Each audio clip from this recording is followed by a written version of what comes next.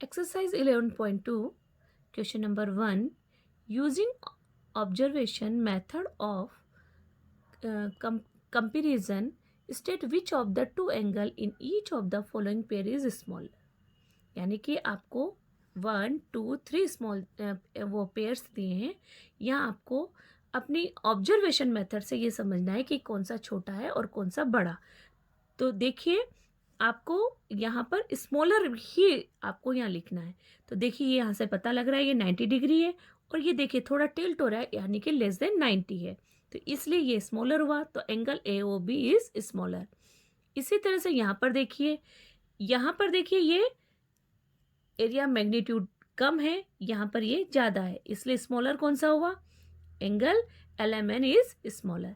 यहाँ पर देखिए आप, ये 180 है और ये 180 से थोड़ा कम है, इसलिए ये स्मॉलर होगा। तो angle D E F is a smaller. आपको 2 और 3 होमवर्क में करना है। अब क्वेश्चन नंबर 4 करते हैं।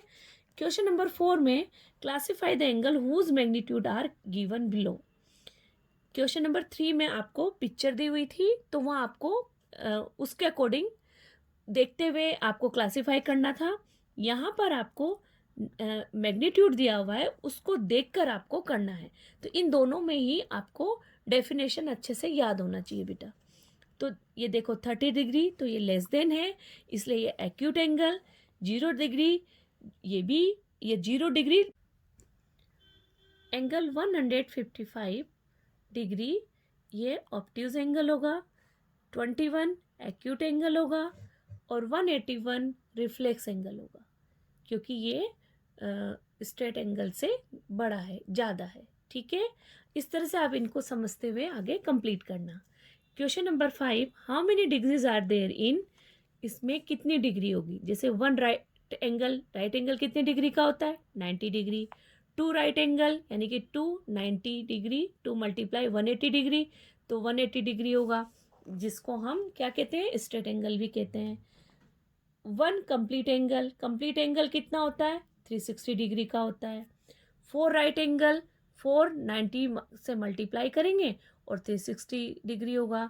1/3 ऑफ 90 डिग्री, तो 1/3 को हम 90 डिग्री से करेंगे, तो 3 से इसको डिवाइड करेंगे, 30 डिग्री होगा। 1/2 ऑफ राइट एंगल, तो हम हाफ क्या होगा कि 2 से इसको 90 को डिवाइड करेंगे तो 45 डिग्री आएगा। तो इस तरह से ही आपको ये सारे आंसर आपकी नोटबुक में भी लिखने हैं। Question number 6, what type of angle is formed by the hand of clock when it is. यानी कि जो हैंड ऑफ क्लॉक है वो अगर 3 पर होगी, 3 o'clock, उसमें कितना उसमें टाइम होगा। तो ये मैं आपको इस एग्जाम्पल के द्वारा समझा रही हूँ।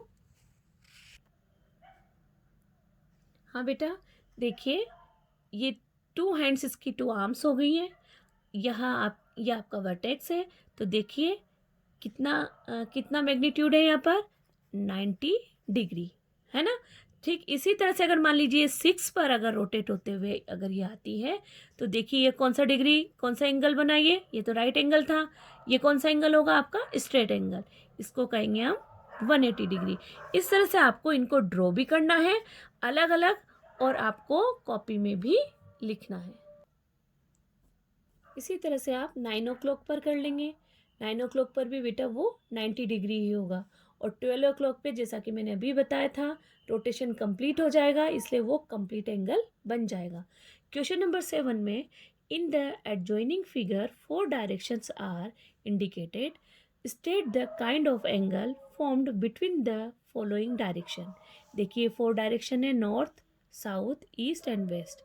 इनके सेंटर में जो डायरेक्शन बन रही है इनको भी आप इंडिकेट करेंगे।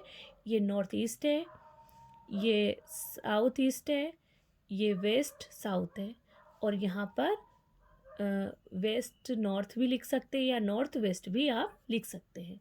ठीक है, अब ये बनाने के बाद अब हम स्टार्ट करते हैं। 1 नॉर्थ एंड ईस्ट, ये नॉर्थ है और ये ईस्ट है। यहाँ पर देखिए कौन सा एंगल बना? Right angle. देखिए जो मैंने आपको छोटा बना के भी दिखाया है, राइट एंगल। यहाँ पर वेस्ट एंड ईस्ट, ये वेस्ट एंड ईस्ट, यानी कि यहाँ से यहाँ तक अगर रोटेशन होता है तो कौन सा होगा? ये आपका straight angle, west and west south, ये वेस्ट एंड वेस्ट साउथ। तो यहाँ से तो देखिए वेस्ट से वेस्ट साउथ की ओर देखो, ये वेस्ट साउथ है और ये वेस्ट है। तो यहाँ से यहाँ तक जब मूवमेंट होगा तो ये कितना हुआ, एक्यूट एंगल होगा, है ना। आपको सिर्फ ये समझना है, आपको मैग्नीट्यूड नहीं बताना है यहाँ पर, ठीक है। इसके बाद नॉर्थ एंड साउथ ईस्ट, देखिए नॉर्थ और नॉर्थ से ये साउथ ईस्ट तक आपको आना है। यहाँ तक जब आप आएंगे तो देखिए ये इतना बड़ा एरिया, देखिए ध्यान से, ये क्या होगा, ऑब्ट्यूज एंगल, क्योंकि ये ग्रेटर देन 90 है। इसके बाद वेस्ट एंड नॉर्थ, देखिए ये वेस्ट और ये नॉर्थ, देखिए यहाँ पर आपको समझ आ रहा होगा, this is a right angle. South and east, ये साउथ एंड ईस्ट है, this is a right angle, okay.